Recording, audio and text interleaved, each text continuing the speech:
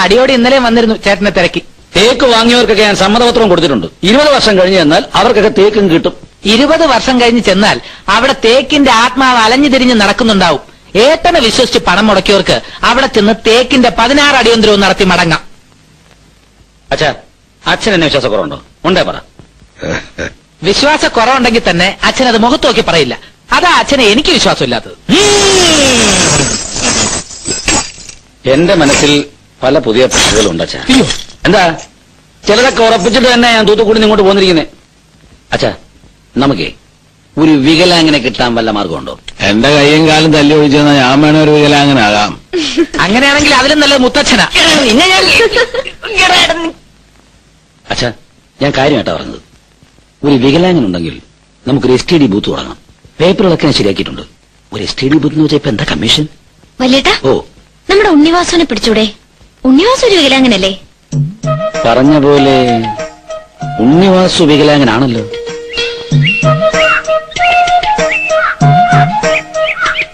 ഉണ്ണിവാസു സുഖമായിരുന്നോ? വന്നു ഞാൻ അറിഞ്ഞു.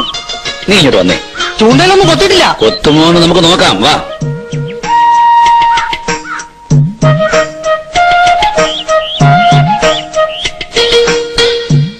എന്താ സുധാരേട്ടാ? നീ മതി. ഏട്ടൻ STD ബൂത്തിന് തറക്കല്ലിട്ടു അല്ലേ? തറക്കല്ലോ? ചേച്ചി പറയുന്ന ഉണ്ണിവാസുവിനെ കിട്ടിയ കാര്യം അമ്മേ. ഓ, അതാണോ? വിചാരിക്കുന്ന ഏത് കാര്യം നടത്താനും ഇവിടെ ഓരോരുത്തർക്കും നല്ല സാമർഥ്യ. അവരുടെ ഏത് ആഗ്രഹത്തിനും അച്ഛനും അമ്മയും കൂട്ടു നിൽക്കുകയും ചെയ്യും. എന്റെ കാര്യം വരുമ്പോ മാത്രം ആർക്കും ചെവി കേൾക്കൂല. നിന്റെ ഏത് കാര്യത്തിനാ ഇവിടെ ചെവി കേൾക്കാതിരുന്നിട്ടുള്ളത്? എനിക്കൊരു സിന്ധി പശുവിന് വാങ്ങിച്ചു തരാമെന്ന് പറഞ്ഞിട്ട് നാളെ എത്രയായി? ചേട്ടന്റെ കായക്കച്ചവടം വന്ന് ആഴ്ചയിൽ 3 ദിവസമായി. പിടിച്ചു കെട്ടാൻ ഒരു പശു ഉണ്ടെങ്കിൽ ഞങ്ങൾ എങ്ങനെയെങ്കിലും പിടിച്ചു നിന്നോളാം. അച്ഛനോട് പറഞ്ഞ് അമ്മ ഒരു 5000 രൂപ വാങ്ങിത്താ. പശുവിനെ വാങ്ങി ഞാനൊരു ശ്രീധരത്തിന്റെ കണക്കിൽ ചേർത്തോളാം. പശുവിനെ വാങ്ങണമെന്ന് പറഞ്ഞു തന്നെയല്ലേ കഴിഞ്ഞ വരവിലും ചേച്ചി കാശ് വാങ്ങിപ്പോയത്? ആ കാശ് കൊണ്ട് പണയം വെച്ച ആഭരണങ്ങൾ തിരിച്ചെടുക്കാന്ന് എന്റെ ഭർത്താവ് പറഞ്ഞ എനിക്ക് വേണ്ടെന്ന് പറയാൻ പറ്റുമോ? ഓരോ തവണ ചേച്ചി ഇവിടെ വന്നു പോകുമ്പോഴും കിട്ടാവുന്നതൊക്കെ കൊണ്ടുപോകാറില്ലേ? ഇനിയെങ്കിലും അതൊക്കെ ഒന്ന് നിർത്ത്. നമ്മളോടൊക്കെയുള്ള സ്നേഹം കൊണ്ട് അച്ഛനൊന്നും പറയാത്തത്. മുളക് വാരി മോതിരിക്കും ഞാൻ എപ്പോഴാടി അച്ഛനെ ബുദ്ധിമുട്ടിച്ചത്? ഞാൻ ഇവിടുന്ന് എന്തെങ്കിലും കൊണ്ടുപോകാറുണ്ടെങ്കിലേ അതെനിക്കും കൂടി അർഹതപ്പെട്ടത് തന്നെയാ. ഒരു കല്യാണവും കഴിച്ച് ഒരുത്തിനോട് പോർക്കുമ്പോഴേ നിനക്ക് അതിന്റെ വിഷമം മനസ്സിലാവും. നിന്നെ കഴുത്ത വീണതുകൊണ്ടായില്ല മോളെ. ഒരു ഭാര്യയാവാനേ ഒരുപാട് സർക്കസ് കളിക്കണം. ഈ പശു ഒരു സർക്കസ് ആണെന്ന് കരുതിയാ മതി. കള ഒന്ന് നിർത്ത്. അച്ഛൻ വരുമ്പോ നിന്റെ കാര്യം ഞാൻ പറഞ്ഞോളാം. ആരാ തേങ്ങ ഇടുന്നേ? നീ എന്തുവാണായി കാണിക്കുന്നേ? എനിക്ക് തിരുവനന്തപുരം വരെ പോകാൻ ഇത്തിരി കാശ് വേണം. അച്ഛൻ്റെ അടുത്ത് ചോദിച്ചാൽ തരില്ല. അതുകൊണ്ട് പ്രകൃതി നിർത്തും. ഇതെടുത്താ നീ വിവരം അറിയും. തേങ്ങാക്കാരന്റെ കയ്യിൽ നിന്ന് അടുത്ത വെട്ടിനുള്ള പണം കൂടി മുൻകൂർ വാങ്ങിച്ചിട്ടാ കഴിഞ്ഞ മാസം അച്ഛൻ നിങ്ങൾക്ക് ചോറ് തന്നത്. ഇതിൽ നിന്ന് ഒരൊറ്റ തേങ്ങ എടുക്കാൻ ഞാൻ സമ്മതിക്കില്ല. എനിക്കൊരു അത്യാവശ്യ കാര്യത്തിനാ. ഒരത്യാവശ്യം എനിക്ക് കേൾക്കണ്ട. കുറെ ദിവസം കണ്ടക്ടറായിട്ട് നടന്നിട്ടേ പാന്റും ഷർട്ടും കൂളിംഗ് ഗ്ലാസും വാങ്ങിച്ചതല്ലാണ്ട് വീട്ടു ചെലവിന് നീ എന്തെങ്കിലും തന്നോ? എനിക്കും ആവശ്യങ്ങളില്ലേ അമ്മേ? ആവശ്യത്തിനേ സ്വന്തമായിട്ട് സമ്പാദിക്കണം. ഞാനെന്ത് ചെയ്യണം? കക്കാൻ പോണോ? തട്ടിട്ടോ പിടിച്ചു പറിച്ചിട്ടോ എങ്ങനെയായിരുന്നാലും എനിക്ക് വിരോധമില്ല. ഈ തേങ്ങയിൽ നിന്ന് ഒരൊറ്റ എണ്ണം എടുത്ത് പോകരുത്. ആഹാ, അപ്പൊ എന്റെ കാശ്? ഇനി നിന്റെ കാശ്.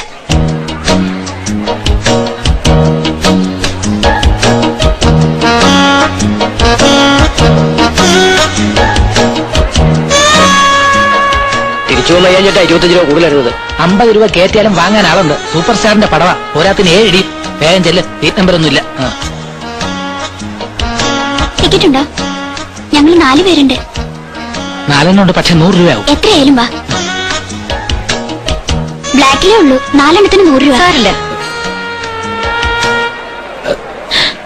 തുറച്ചു നോക്കൊന്നും വേണ്ട. കുറച്ച് കാശിന്റെ ആവശ്യം ഉണ്ടായിരുന്നു. തൽക്കാലം ഈ ഒരു മാർഗ്ഗമേ കണ്ടുള്ളൂ.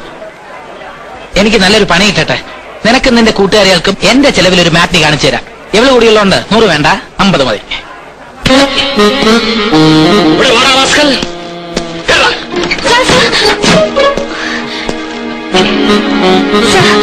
ഞാൻ കാശ് കൊടുത്ത് വാങ്ങിപ്പിച്ചതാ. ഓ, ഐ സീ. ലേഡീസും കൂടി ഉൾപ്പെട്ടതാണോ ഇവരുടെ റാക്കറ്റ്? എങ്കിൽ കേറിക്കോ, ഞാൻ സൽക്കരിക്കാം. ബ്ലാക്കിൽ 6 ടിക്കറ്റ് വിറ്റാലും ഞാൻ തൂക്കും. ബ്ലാക്കിൽ 6 ടിക്കറ്റ് വാങ്ങിയാലും ഞാൻ തൂക്കും. കള്ളന്മാരെ തൂക്കുന്നത് രാംകുമാർ IPS ഒരു നാടൻ കല മാത്രമാണ്. വണ്ടിവിടെ.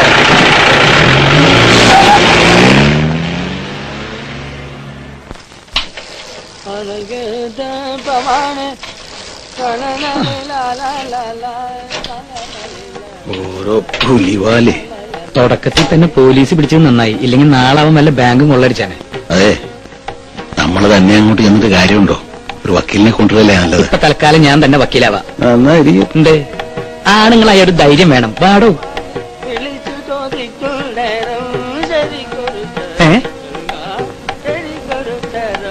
ഇതുപോലെ നാടക റിഹേഴ്സലും മറ്റാണോ?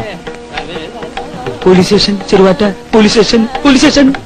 പോലീസുകാര് അവസരം ഇനിയുമുണ്ടോ മനുജ, അശരണനാം നിനക്കീശനെ ഭജിപ്പാൻ. അവസരം ഇനിയുമുണ്ടോ മനുജ, അശരണനാം നിനക്കീശനെ ഭജിപ്പാൻ. അവസരം ഇനിയുമുണ്ടോ. സാർ ഇത്രയും സഹൃദയനാണെന്ന് ഞങ്ങൾക്ക് ആദ്യം കണ്ടപ്പോ തോന്നിയില്ല. ആദ്യത്തെ വരട്ടലും മറ്റും കണ്ടപ്പോ ഞങ്ങളങ്ങ് പേടിച്ചു പോയി. സംഗീതത്തിന്റെയും കവിതയുടെയും മുന്നിൽ ഞാൻ എന്നും ഒരു ദുർബലനാണ്. ഞങ്ങളുടെ ഭാഗ്യം. അപ്പോൾ പകൽ നിങ്ങൾ വീടുകൾ തോറും പാട്ടുപാടി നടക്കും. അതെ, അങ്ങനെ കണ്ട വീടുകളിൽ രാത്രി കക്കാൻ കയറും. ഞങ്ങളുടെ പതിവ്.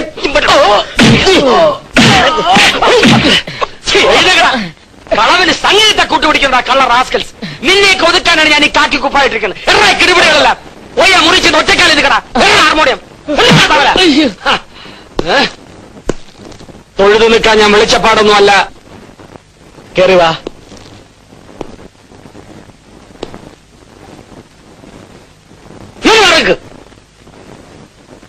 കാര്യം എന്താണെന്ന് തുറന്നു പറ. കളവോ കൊലപാതകമോ? ഞാൻ കുറുപ്പ്, ഇത് അടിയോടി. അത് രണ്ടും ഒരു കുറ്റമല്ല. സാർ അതെന്റെ അച്ഛനാ. ഓ, ബ്ലാക്ക് മാർക്കറ്റ്. അച്ഛൻ മോന്റെ കളക്ഷൻ നോക്കി വന്നായിരിക്കും അല്ലേ? അല്ല, അവനൊരു വൃത്തികേട് കാണിച്ചതിന്റെ അകത്താണെന്ന് അറിഞ്ഞു.